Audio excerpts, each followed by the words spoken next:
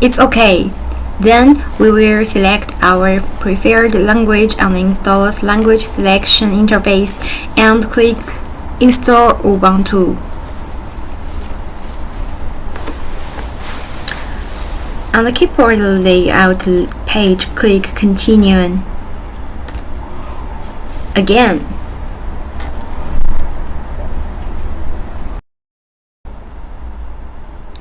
Here, choose Minimal Installation and uncheck the option to download updates during installation. Then click Continue to proceed to the installation type page. On the installation type interface, use the default ROS option. And then click Install Now. At this point, a confirmation window as shown in this one will pop. Click Continue to proceed.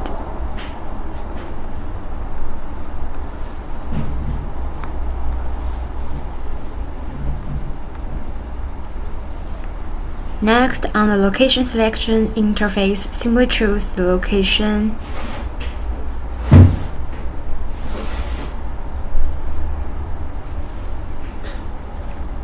And click Continue. You will then proceed to the user setup interface shown here and input your name.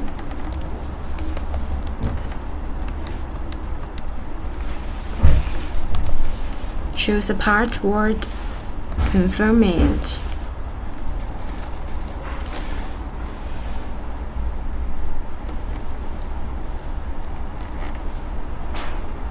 And then simply click Continue and wait for it.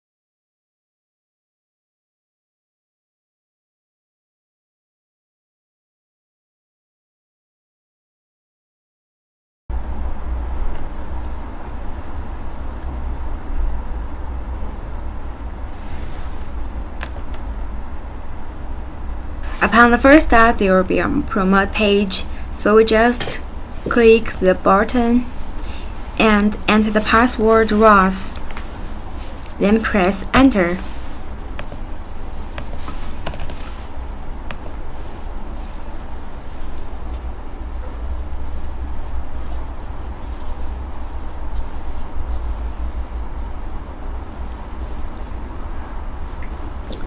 So it's okay. We finished to install VirtualBox and Linux. At this point, we have completed the installation of the Ubuntu virtual machine. Of course, during the learning process, you may occasionally need to uninstall it due to various issues. To do so, right-click on the corresponding virtual machine on the VirtualBox list, select Remove. Next, to facilitate future operations such as copying and pasting code, we need to enable interaction between Windows and Ubuntu. In this section, I'll walk you through how to achieve this functionality and explain the necessary preparations we need to make beforehand. First,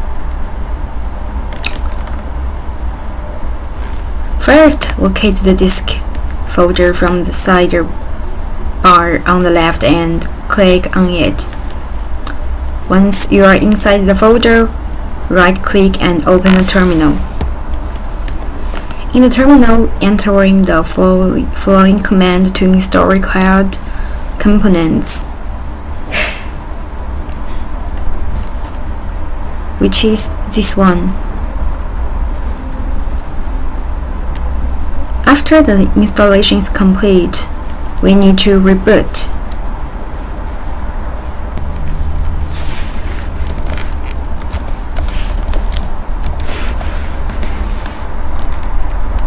Wait a minute.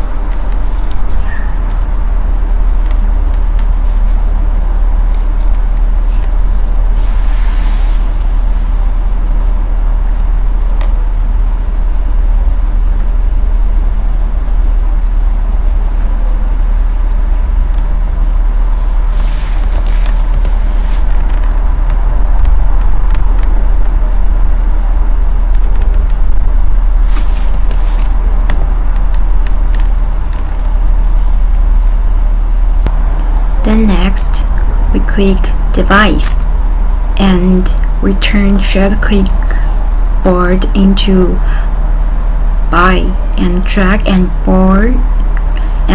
drop into Buy. Then it worked. Like